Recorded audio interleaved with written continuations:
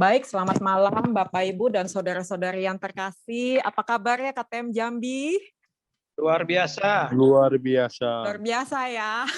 Ya. Puji Tuhan. Kasih sebelumnya bagi KTM Jambi yang telah bersedia untuk mengundang saya pada malam hari ini. Senang sekali saya bisa berjumpa dengan Anda sekalian via Zoom pada malam hari ini. Saya ada sharing ya, jadi sekitar sebulan yang lalu, saya ketemu dengan teman saya, anaknya sekarang lagi kuliah tingkat 2 atau 3 di Australia ya. Jadi dia cerita sewaktu anaknya masih SMP, dia pernah memarahi anaknya di hadapan teman-temannya ya, di depan gereja karena anaknya tuh badung banget. Nah, jadi akhirnya dia merasa bersalah dan minta maaf kepada si anak ya, karena sudah memarahi dia dan mempermalukan dia di depan teman-temannya ya. Dan kemudian anaknya itu juga sudah memaafkan papanya, teman saya gitu ya.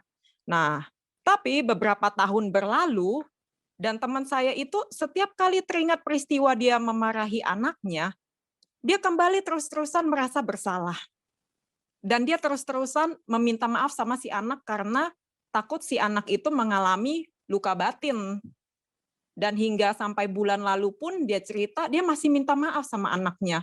Sampai anaknya itu bilang, "Ih pap, udahlah, itu kan udah lama banget. Aku tuh udah maafin papa, dan aku sendiri pun sudah lupa sama kejadian itu.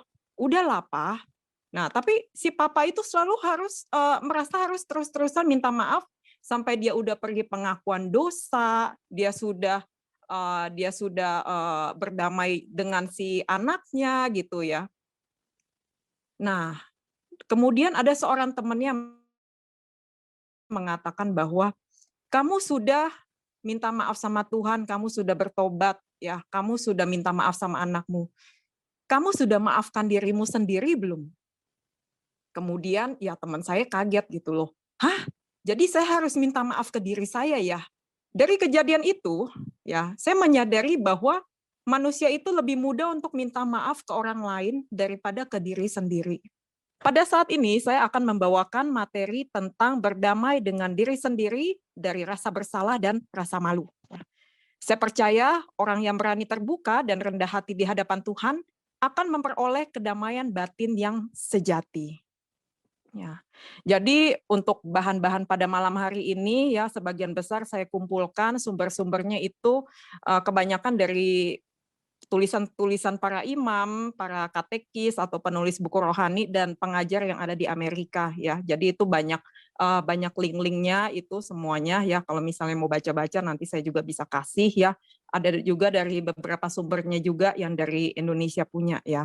Nah, pada malam hari ini saya mau mengajak Bapak Ibu untuk menjadi lebih peka dan menyadari mungkin selama ini Anda punya pengalaman traumatis yang Anda ingat hingga saat ini ya. Mungkin Anda merasa ini hal sepele, tapi kenapa ya saya nggak suka gitu dan saya ingin melupakan, tapi saya nggak bisa. Sebab hal itu terlalu menyakitkan kalau saya ingat-ingat terus. Nah, nanti setelah pengajaran ini saya juga akan mengajak Anda untuk melakukan refleksi doa penyembuhan secara singkat ya. Jadi doa ini juga bisa Anda lakukan secara sendiri di rumah ya. Dan kurang lebih ini hampir sama seperti doa penyembuhan luka batin tapi dia lebih sederhana ya. Nah, menurut ilmu psikologi ya, pikiran manusia kita itu terdiri dari alam sadar dan alam bawah sadar ya. Jadi alam bawah sadar itu memiliki kadar 90%, di mana banyak peristiwa, baik yang peristiwa menyenangkan maupun tidak menyenangkan, itu semuanya ada di dalam pikirannya kita, ya. Jadi bayangkan kalau pengalaman-pengalaman buruk itu ada begitu banyak di dalam kehidupan kita, hal-hal itu akan menjadi trauma atau luka batin untuk kita semua, ya. Dan kadarnya untuk setiap orang itu tentunya berbeda-beda, ya. Untuk melupakan suatu pengalaman itu bukan berarti pengalaman itu akan hilang begitu aja, tapi ya pengalaman itu akan tersimpan dengan rapi di alam sadar ya, dan bersembunyi dan akan muncul ke permukaan kalau misalnya tersentil dengan pengalaman di masa lalu, ya. Pengalaman traumatis ini bisa disebabkan oleh orang yang berbeda-beda, ya. Ada bisa dari orang lain, dari situasi, dari Tuhan, dan dari diri kita sendiri, ya. Nah, ada dua perasaan yang membuat kita sulit untuk berdamai dengan diri kita sendiri, yaitu rasa bersalah dan rasa malu, ya. Kenapa saya membawakan materi ini? Karena bagi saya kedua perasaan ini cukup atau sangat menghambat kita di dalam pelayanan, ya. Jadi kita perlu melihat apakah kita punya rasa bersalah yang terlalu berlebihan atau rasa malu berlebihan di dalam diri kita hingga saat ini, sehingga kita merasa nggak pantas untuk melakukan pelayanan. Nah, rasa bersalah itu artinya perasaan buruk atas apa yang sudah kita lakukan di masa lalu kita, ya. Kita mungkin bersalah karena kita telah melanggar ya norma-norma atau aturan-aturan yang sudah ditentukan di dalam budaya kita, di lingkungan kita, ya. Contohnya misalnya saya harusnya bersikap sopan terhadap orang. Tapi saya ini malah kurang ajar. Jadi saya telah melanggar standar norma yang sudah ditentukan. Ya. Lalu kemudian juga ada yang namanya rasa malu, ya. Rasa malu ini adalah perasaan buruk tentang siapa diri kita, ya. Kita merasa buruk tentang diri kita sendiri dan kita memiliki kesadaran bahwa kita ini adalah orang yang gagal di mata orang lain. Padahal mungkin sesungguhnya tuh belum tentu juga. Ya. Kalau bisa saya kaitkan itu rasa bersalah itu analoginya itu seperti hamster, ya, yang terus-terusan udah kayak lingkaran yang nggak ada henti-hentinya gitu loh, ya. Jadi kita dalam otak kita itu akan selalu punya kata-kata gara-gara saya, gara-gara saya, gara-gara saya, semua gara-gara saya gitu. Ini semua salah saya. Sedangkan kalau rasa malu itu seperti burung unta, ya. Burung unta itu kalau misalnya mengalami ketakutan atau nggak menerima kenyataan itu, ya, dia itu akan ngumpet, ya, cuma kepalanya aja yang masuk. Jadi seperti itu, ya. Kalau misalnya dia dengar kata-kata yang tidak menyenangkan itu, aku nggak mau dengar gitu. Jadi ini adalah dua analogi binatang ini, ya. Nah, rasa bersalah ini misalnya contohnya seperti apa ya? Saya yakin Bapak Ibu juga saudara-saudari punya pengalaman-pengalaman yang berbeda-beda, ya. Jadi saya nggak akan membahasnya terlalu banyak, ya. Nah, misalnya contohnya ya, kalau misalnya kita mengucapkan kata-kata yang menyakitkan kepada orang, misalnya kita ngatain orang kamu jelek, ya. Lalu orang yang kita katai jelek itu jadi minder, ya. Ada efeknya. Kamu merasa bersalah, ya. Kalau kamu nggak berdamai dengan dia, nggak minta maaf sama dia gitu, kamu akan mengemban rasa bersalah itu, ya. Atau misalnya di dalam kehidupan kita salah mengambil keputusan, ya. Saya menyesal jadian sama kamu. Saya menyesal menikah sama kamu, ya. Saya menyesal udah melakukan bisnis sama kamu, ya. Dan hal itu melukakan orang yang kita bicarakan dan kita menyesal sekali telah bicara seperti itu. Atau juga bisa jadi kita bersalah karena kita nggak berdaya menghadapi suatu situasi, ya.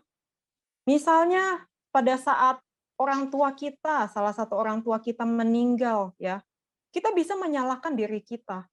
Gara-gara saya, papa saya meninggal, ya. Padahal sebetulnya kita nggak membunuh papanya kita, tapi mungkin karena pada saat papa kita lagi sakit, kita nggak ada waktu untuk dia. Jadi kita selalu merasa bersalah dan andaikan pada saat itu saya menjaga bapak saya, andaikan saya memberi kasih, ya. Jadi ini nggak akan bisa hilang begitu saja, ya. Atau gara-gara saya terlambat karena macet, yang mobilnya nggak bisa bergerak gitu. Semua orang yang harus pelayanan malam hari ini harus menunggu saya sampai supaya bisa mulai, ya. Ataupun misalnya kita punya dosa-dosa, kita telah melakukan dosa-dosa ya seperti dosa aborsi, percabulan ya, atau kita telah memfitnah atau mencuri ya. Jadi di masa lalu itu akhirnya kita masih terngiang-ngiang karena kita belum bisa melupakan ya. Dan juga atau bisa jadi kita disalahkan oleh orang lain. Ya, mungkin ini memang salah kita atau mungkin bukan kesalahan kita tapi kita dikambing hitamkan. Jadi ya sudah, kau harus terima ini adalah rasa salahnya saya ya. Hal ini sangat sering sekali terjadi dan akan selalu terjadi ya. Kalau kayak di rumah misalnya ya, bisa aja, kenapa kamu beli sayur? Kan saya nggak minta kamu beli, nih gara-gara kamu nih, sayurnya nggak habis, harus dibuang semuanya. Kan dosa buang-buang makanan gitu. Akhirnya kita merasa bersalah karena, aduh harusnya saya nggak beli sayur itu ya. Nah, pokoknya kayaknya kita itu apapun yang kita lakukan kayaknya I will never be good enough. Saya tidak akan merasa cukup bagi orang lain. Nah, bagaimana dengan rasa malu ya? Rasa malu jika Anda pernah dengar istilah yang kehilangan muka ya, seperti burung unta yang tadi ya. Rasa malu itu misalnya akibat kita telah melakukan dosa ya, misalnya selingkuh lalu ketahuan. Kan malu sekali diketahui orang-orang gitu, kita dibicarakan atau kita mencuri atau melakukan korupsi terus ketahuan ya, atau gosipin orang ya. Lagi ngomongin orang tiba-tiba orangnya dengar gitu. Kan kita malu. Ya. Atau misalnya ada trauma-trauma di dalam kehidupan kita ya seperti terjadi pelecehan seksual, pelecehan juga secara verbal, kita diberikan julukan-julukan atau kata-kata kasar atau kata-kata yang tidak senonoh oleh orang lain, dan itu membuat kita malu ya. Atau mungkin kita juga bisa dipermalukan dari segi-segi kelemahan dan kekurangan kita ya. Misalnya karena kondisi keluarga kita, kondisi ekonomi kita yang kurang baik, misalnya dibandingkan dengan teman-teman, lalu teman-teman memandang remeh kita, atau pendidikan kita nggak setinggi yang lain-lain, ya, atau kondisi fisik kita tidak bagus, ya, atau kesehatan kita, mungkin kita mengalami sakit atau disabilitas, ya, mungkin kita punya wajah yang kurang cantik, atau sekarang mungkin udah jadi botak, ya, atau kita yang terlalu pemalu, ya, segala sesuatu itu akan menimbulkan rasa malu bagi kita, ya, dan kita akan selalu menyalahkan diri kita juga. Kenapa sih saya seperti ini gitu, ya? Atau kita bisa ya kita malu akibat tingkah laku atau kata-kata kita sendiri, ya. Misalnya contoh, ya, saya hari Minggu kemarin lagi tugas lektor untuk pertama kalinya di paroki saya. Tugasnya hari Minggu. Biasanya saya tugasnya itu untuk misa harian yang pagi. Itu sistemnya agak beda. Nah, lalu ternyata waktu yang hari Minggu itu harusnya saya menjawab bagian umat. Saya ikut menjawab bagian kata-kata umat, tapi ternyata tidak dilakukan ya, karena saya kira nggak dibutuhkan, sama seperti misa harian biasa. Lalu setelah selesai misa, tiba-tiba prodiakon saya dari belakang muncul gitu loh. Petugas-petugas bilang, itu mic-nya tadi nggak nyala ya? Dan saya masih nggak, saya bilang, oh nyala kok gitu. Tapi habis itu saya baru menyadari bahwa, oh saya salah, harusnya tadi itu saya mestinya ikutan menjawab bagian umat loh. Saya punya rasa bersalah dan saya malu sekali karena orang-orang tahu. Nah, tapi saya harus menyerahkan ini semuanya kepada Tuhan dengan cepat supaya rasa malu dan rasa bersalah saya ini tidak menghantui saya. Ya, kurang lebih contohnya seperti itu ya. Nah,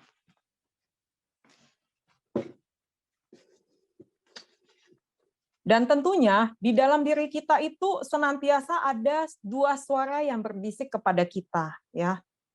Pertama, suaranya tentu saja suara Roh Kudus yang selalu menasehati kita dan mengarahkan kita kepada Tuhan.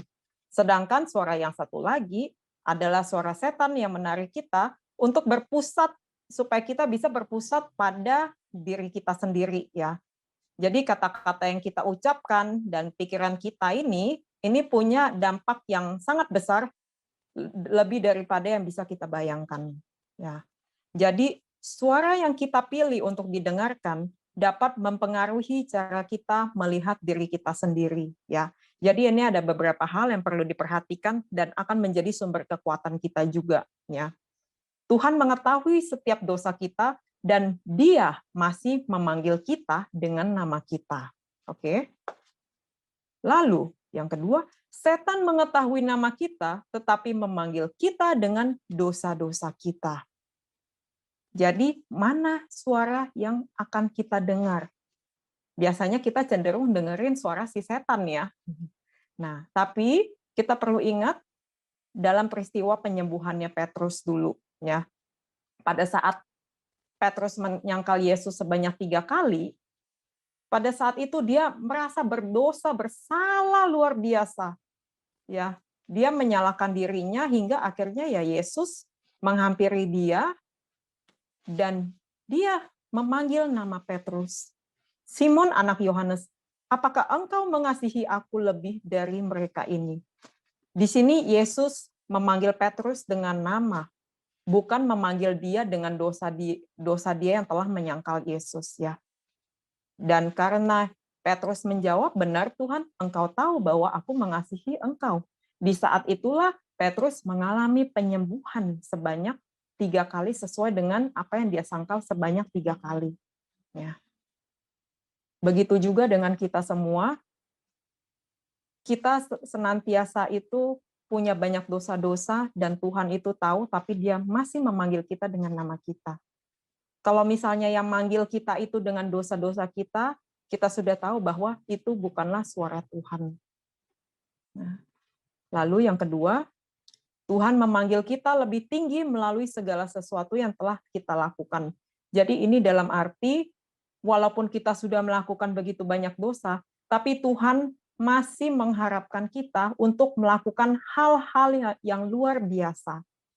Sedangkan setan ingin supaya kita tetap di tempat kita sekarang tanpa harapan, kita putus asa, kita diam aja, kita nggak ngapa-ngapain, kita nggak usah pelayanan, ya, kita nggak usah melakukan hal-hal yang hebat lah, kita diam aja lah, kita nggak usah belajar lah, diam aja, ya.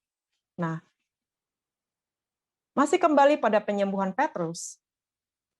Pada saat itu, walaupun Petrus sudah melakukan dosa yang luar biasa terhadap Yesus, tetapi Yesus berkata bahwa gembalakanlah domba-dombaku. Sebab kita semua yang dipanggil oleh Yesus, kita semua akan menjadi alat-alat yang sudah direncanakan. Jadi sebesar apapun dosa-dosa kita, kita akan tetap dipanggil untuk menggembalakan domba-domba dari Tuhan itu sendiri. Nah, lalu yang ketiga, Tuhan mengingatkan kita agar kita bertobat. Itu suara Tuhan. Ya. Sedangkan setan mengingatkan kita supaya kita selalu merasa bersalah dan malu. Di dalam kisah perempuan yang berzina, ya. Di dalam kisah perempuan yang berzina, Anda bisa mengetahui ya, semua orang menghujat ya, semua orang menunjuk kepada si perempuan itu, ya. Tetapi akhirnya Tuhan mengusir mereka dan Tuhan hanya berkata, "Tidak adakah seorang pun yang menghukum engkau?" Dan dia berkata bahwa tidak ada Tuhan. Nah, aku pun tidak menghukum engkau. Pergilah dan jangan berbuat dosa lagi mulai dari sekarang. Nah, jadi Tuhan itu senantiasa mengingatkan kita supaya kita mau bertobat, supaya kita tetap semangat, kita putus asa. Jadi kita perlu ingat kalau kita di dalam pikiran-pikiran kita, kalau kita punya dosa, ya, kita perlu mengikuti suara yang baik. Jangan sampai kita tergoda untuk mengikuti suara-suara yang lain yang menghancurkan kita. Ya, kita tidak bisa mengubah masa lalu kita, tapi kita tahu akan masa depan kita, masa depan bahwa Tuhan akan datang kembali, Dia yang sudah menang, ya, Dia yang sudah mengalahkan dosa, kematian, dan rasa sakit, dan kita punya keyakinan bahwa kasih karunia Tuhan itu senantiasa ada setiap kali kita datang meminta pengampunan. Ya. Jadi pada saat setiap kali setan mengingatkan Anda tentang masa lalu Anda, ingatkan dia tentang masa depannya dia. Nah, jadi rasa bersalah dan rasa malu ini bisa dikatakan sebetulnya sebagai sebuah rahmat dari Tuhan, ya. Jadi meskipun ada kalanya pengalaman rasa bersalah dan rasa malu ini bisa sangat melemahkan diri kita, ya, merendahkan diri kita sehabis-habisnya, tapi percayalah bahwa rasa bersalah dan malu ini bisa menjadi hal yang sangat baik bagi kita, ya. Pertama, tentunya rasa bersalah dan rasa malu ini bisa menyingkapkan luka batin yang membutuhkan penyembuhan, ya. Jadi terkadang Tuhan itu ingin mengingatkan kita kembali akan peristiwa yang serupa di masa lalu, ya. Tuhan menghendaki supaya kita bisa mengampuni diri kita atau sesama, ya.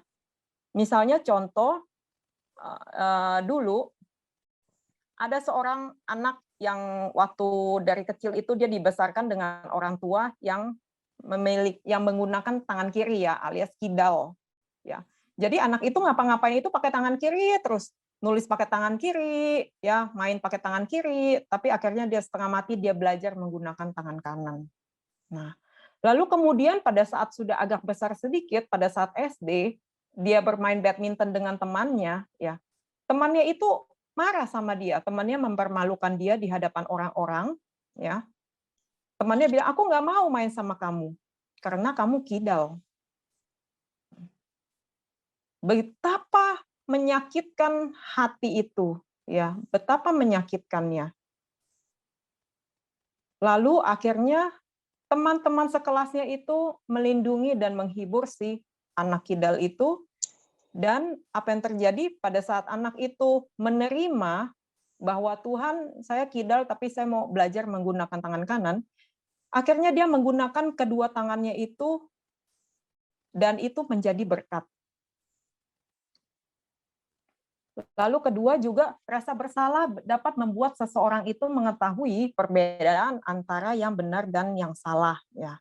Jadi supaya kita bisa melakukan refleksi atas segala perbuatan kita, ya. Paus Benediktus mengatakan bahwa perasaan bersalah merupakan suatu undangan untuk bertobat, ya, untuk melakukan koreksi arah kita ini sudah benar atau belum di sepanjang hidup kita. Dan juga rasa malu itu merupakan suatu kebajikan Kristiani. Ini yang dikatakan oleh Paus Fransiskus, ya. Jadi merasa malu atas segala dosa-dosa kita itu adalah hal yang sebetulnya wajar, ya. Dan ini akan menjadi suatu kebajikan yang bisa membantu kita untuk mempersiapkan diri untuk menerima pengampunan dari Tuhan, ya. Jadi kita punya kemampuan untuk merasa malu ini sebetulnya adalah suatu kebajikan supaya kita bisa menjadi rendah hati, ya. Kalau si Paus Fransiskus mengatakan, katanya kalau di Brasil mereka yang nggak pernah merasa malu itu disebut sin vergüenza, yang berarti tidak malu, ya. Jadi mereka adalah orang yang tidak tahu malu. Nah, jadi merasa malu atas dosa-dosa kita adalah hal yang wajar. Jadi it's okay. Ya, jadi kita nggak usah harus memendamnya, tapi kita perlu justru mengeluarkan rasa-rasa malu itu. Nah, kerahiman Tuhan itu senantiasa lebih besar dari segala sesuatu yang pernah kita lakukan atau kita pikirkan, ya. Dan segala sesuatu yang kita dapatkan itu asalnya dari Tuhan. Bukan karena jasa-jasa kita, karena kasih Tuhan yang tidak ada batas, ya. Jadi ada 4 syarat untuk memperoleh kerahiman Tuhan. Yang pertama itu percaya, yang kedua rendah hati, ketiga bersyukur, dan keempat adalah pengampunan. Kita mau belajar dari Santa kecil kita, ya, Santa Teresa Lisieux, ya. Kita mengetahui bahwa belas kasihan Tuhan itu adalah misteri terbesar dan harta terindah bagi kita semua, ya. Namun kita seringkali merasa sulit untuk menerima karena kita kurang percaya sama pengampunan Tuhan. Kita tuh nggak sungguh-sungguh percaya pada realitas pengampunan, jadi kita nggak selalu bisa percaya gitu. Jadi kita sebetulnya ada trust issue di sini, ya, ada masalah. Masalahnya itu bisa kita lihat dari kejatuhan manusia pertama, Adam dan Hawa. Jadi pada saat itu, di saat Hawa mendengarkan seorang pendusta, ya, jadi bapa dari segala pendusta yaitu setan, ya.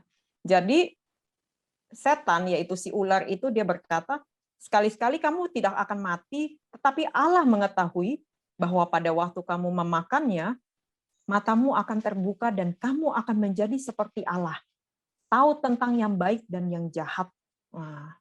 Nah, jadi setan itu membuat seolah-olah pada saat Allah melarang si Hawa untuk memakan buah terlarang itu, setan membuat Allah itu seorang-orang sebagai pembohong, sebagai Allah yang pencemburu, yang egois, yang licik, yang nggak mau kalau Adam dan Hawa itu menjadi seperti dia. Ya. Jadi dengan kata lain, setan menciptakan keraguan di dalam kebaikan Allah, membuat Allah terlihat jahat dan tidak dapat dipercaya di hadapan manusia. Dan kita tahu kisah selanjutnya bagaimana Adam dan Hawa akhirnya jatuh. Sama juga dengan kita punya trust issue, ya. Kita cenderung untuk nggak percaya sama Tuhan. Seperti Adam dan Hawa, ya. Mereka bersembunyi dari Allah saat mereka mendengar Allah berjalan di taman, ya. Demikian juga kita senantiasa bersembunyi dari Allah, khususnya jika dosa-dosa kita itu sangat berat. Orang kudus seperti Teresia Lisieux dan Santa Faustina, mereka seringkali menekankan pentingnya kepercayaan. Ya, makin besar kepercayaan, makin banyak belas kasihan yang akan diberikan kepada kita. Santa Teresia mengatakan bahwa yang paling melukai hati Tuhan bukanlah kesalahan kita, tetapi kurangnya kepercayaan kita pada cintanya. Dan inilah yang mencegah kita menerima belas kasihan dan belas kasihan Tuhan yang melimpah-limpah.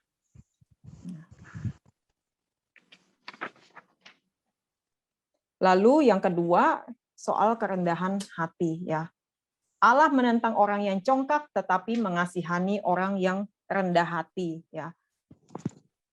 Dua tanda utama dari kesombongan itu adalah meremehkan orang lain dan kita merasa kecil hati, ya. Ketika apa yang baik dalam hidup kita menjadi motif untuk menghakimi dan merendahkan orang lain, itu tandanya kita memiliki suatu kebanggaan, ya. Sedangkan kerendahan hati yang sejati itu tidak akan mengutuk atau merendahkan diri kita sendiri. Justru sebaliknya, kalau kita bisa menerima diri kita sendiri dengan damai apa adanya, ya, menerima kelemahan kita, keterbatasan fisik kita, kelemahan psikologis, ya, itu semuanya akan menjadi hal-hal yang baik, ya. Jadi pertama kita harus mengenali, ya, untuk hal ini kita perlu memiliki rasa kerendahan hati dan kita harus memohonnya kepada Tuhan, ya. Dan menjadi rendah hati pun berarti mengakui segala sesuatu yang baik dan indah di dalam kehidupan kita, ya. Kualitas kita, ya. Kita ini apa adanya, ya. Kita memiliki kebaikan-kebaikan, ya. Dan itu semuanya adalah karunia dari Tuhan. Tapi kadang kita itu nggak bisa memaafkan diri kita sendiri, bahkan pada saat Tuhan mengampuni kita. Alasannya yaitu adalah kesombongan. Saya tidak bisa menerima orang yang telah jatuh, yang telah melakukan kesalahan. Saya nggak bisa menerima diri saya seperti itu. Saya mau jadi orang yang sempurna. Ya. Jadi kalau misalnya hal itu terjadi, ini adalah ego kita yang sedang bermain, ya. Kita harus mengetahui bahwa Tuhan itu akan membungkuk pada orang yang kecil karena kita mengandalkan Dia. Kalau misalnya kita tidak menjadi kecil, Dia pun tidak akan membungkuk kepada kita karena kita mencoba membesarkan diri di hadapan Dia. Ya. Santa Teresia Lisieux mengatakan bahwa semakin Anda mencintai kekecilan dan kemiskinan Anda, semakin banyak Yesus akan memberikan Anda rahmat-rahmat.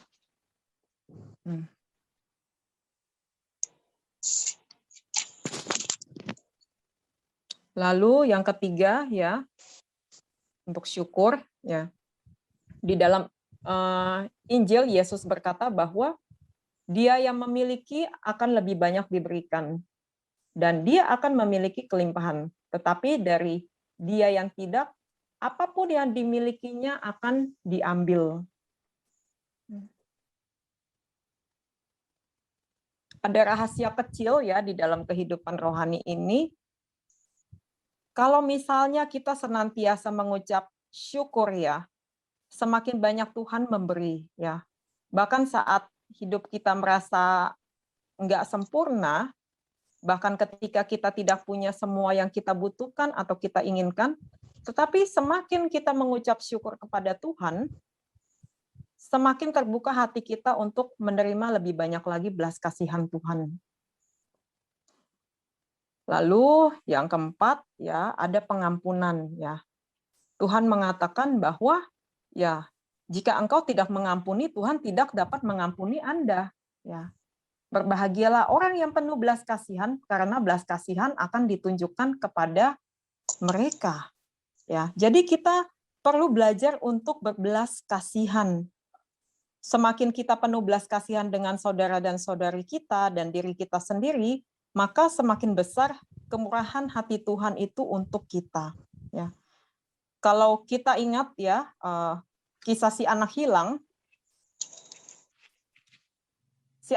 itu kembali ke rumah ya dengan rendah hati, dia merendahkan hati, rendah diri juga, berkata kepada bapaknya bahwa Bapak, aku telah berdosa kepada Bapak dan aku tidak layak lagi disebut sebagai anak Bapak. Tetapi si Bapak itu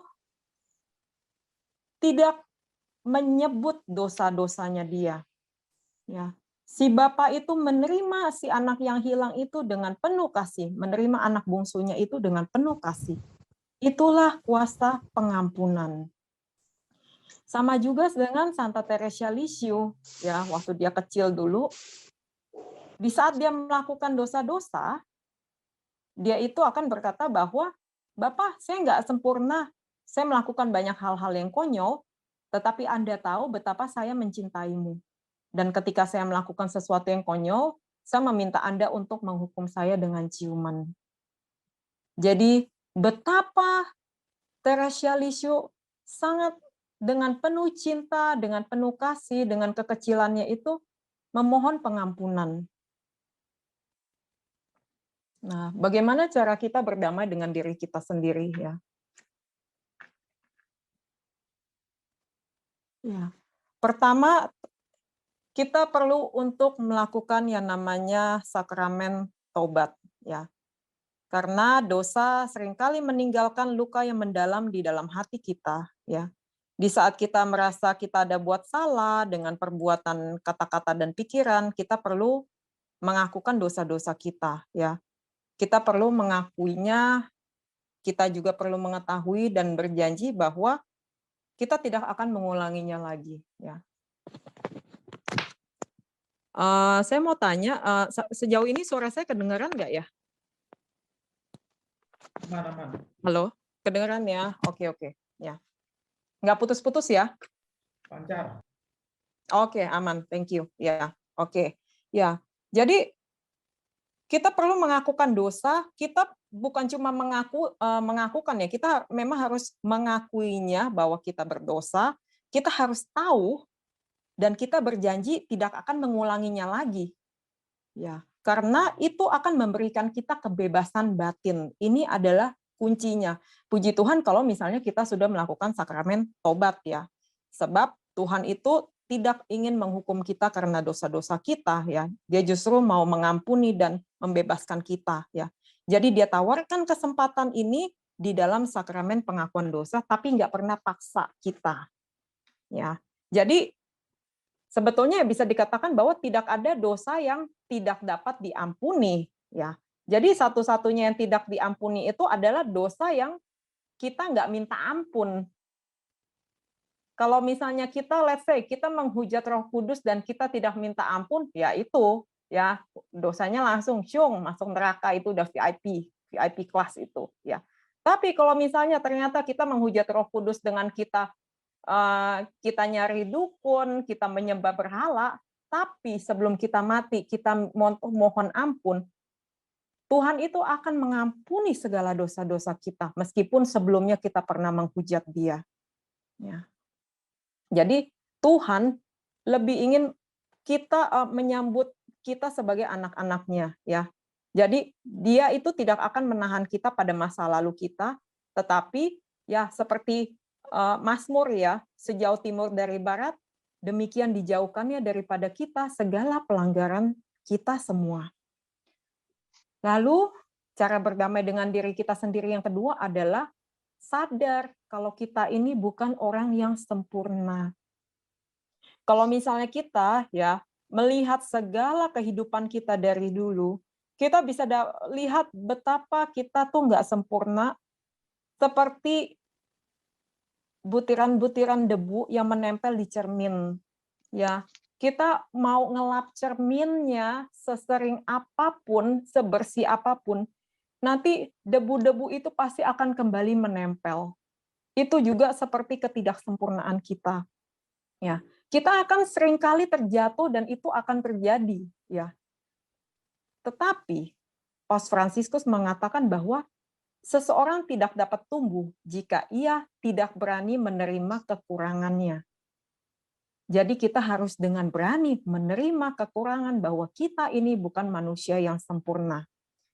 Dan dia mengajarkan bahwa kamu harus belajar melihat dirimu sendiri, tapi bukan dengan cara pandang kamu, tetapi dengan mata Allah.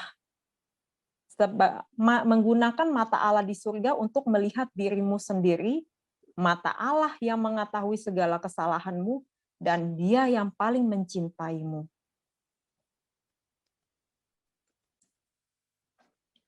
Lalu kalau misalnya kita tahu Santo Paulus ya, Santo Paulus itu dulu dia kan pernah doa sama Tuhan ya.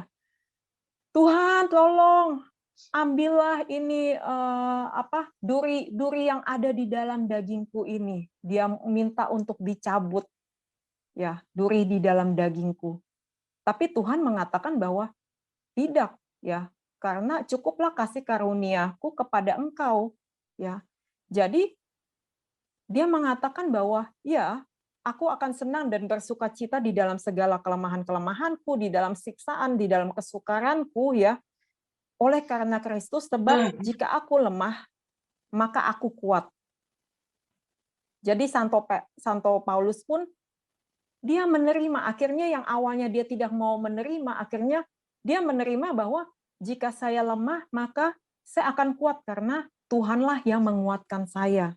Saya tidak melakukan pelayanan sendirian, tapi saya melakukan pelayanan dengan kuasa Tuhan. Ya. Jadi kita harus menjadi seorang anak kecil yang bisa menerima diri kita sendiri apa adanya. Kita tahu bahwa kita punya banyak keterbatasan, ketidaksempurnaan, ya. Dan tapi kita juga tahu bahwa Tuhan mencintai kita apa adanya dan Dia tidak melihat kesuksesan kita, Dia nggak melihat kekayaannya kita, atau sudah melihat, oh pelayanan kamu itu sudah berapa banyak di dalam komunitas, di dalam paroki kamu. Dia tidak melihat itu semua. Tapi Dia yang mengadopsi kita sebagai anak-anak angkatnya, dan Dia menatap kita dengan kasih dan menerima kita apa adanya. Ya, mungkin kalau misalnya kita sudah sampai sakit, kita hanya bisa terbaring di kursi roda atau di tempat tidur, tetaplah percaya bahwa walaupun kamu tidak sempurna, aku yang akan senantiasa menguatkan engkau. Ya, kalau Anda tahu, ini ada seorang evangelis, ya, Nick Vujicic, yang nggak punya tangan, nggak punya kaki, ya. Awalnya dia itu kan nggak bisa menerima dirinya sendiri. Dia itu mau bunuh diri dulu, ya, sampai marah, kenapa sih saya dilahirkan tanpa tangan dan tanpa kaki?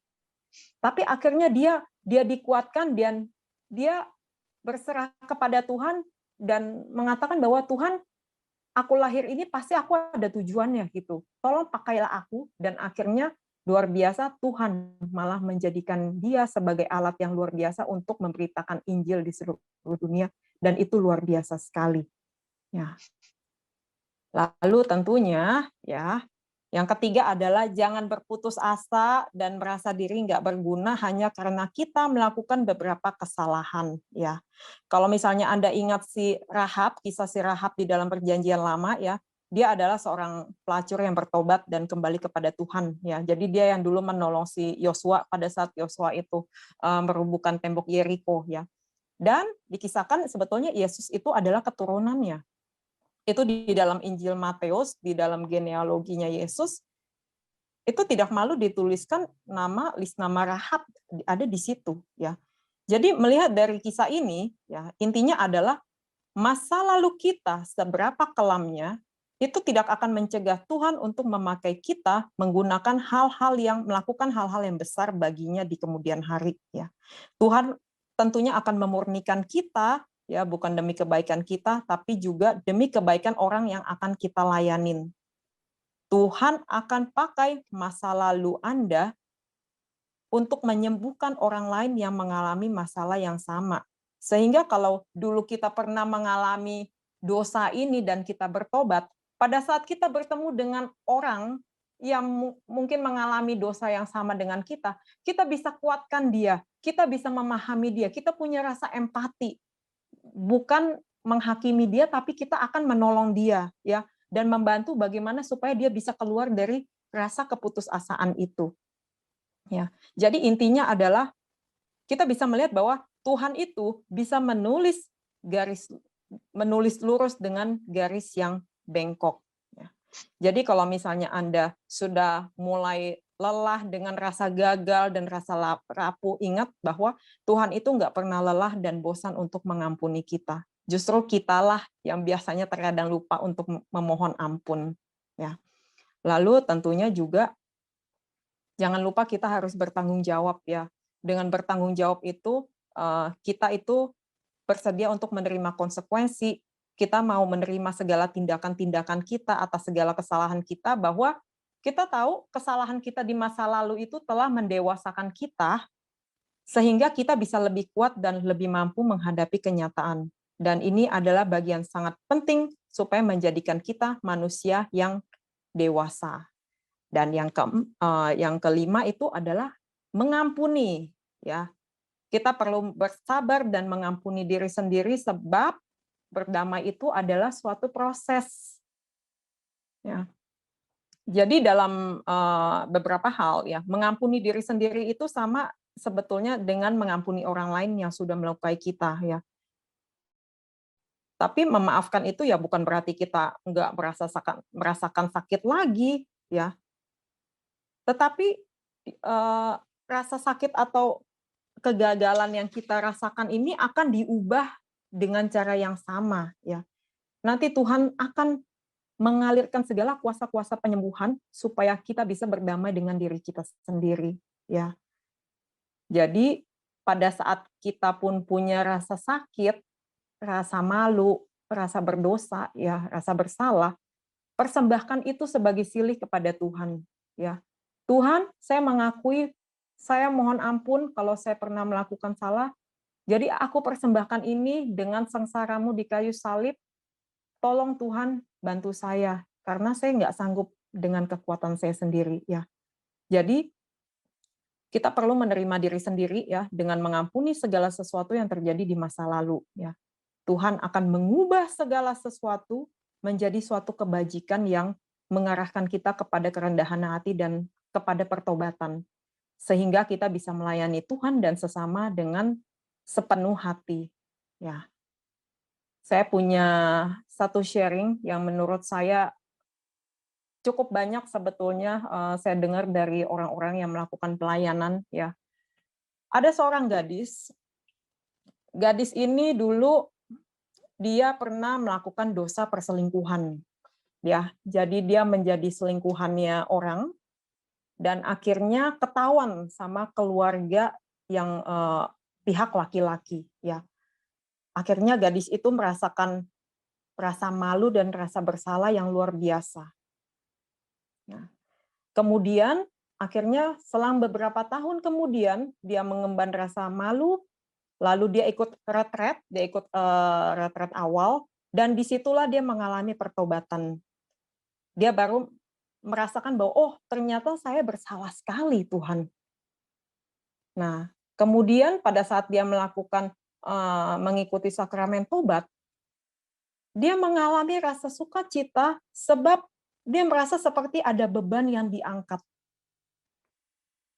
Kemudian setelah itu, tidak lama kemudian Tuhan memakai dia untuk melayani, ya. Dia melayani di dalam komunitas, ya. Dia melayani di komunitas, di paroki juga. Nah, tapi pada saat dia memulai pelayanannya, dia merasa bahwa dia nggak pantas.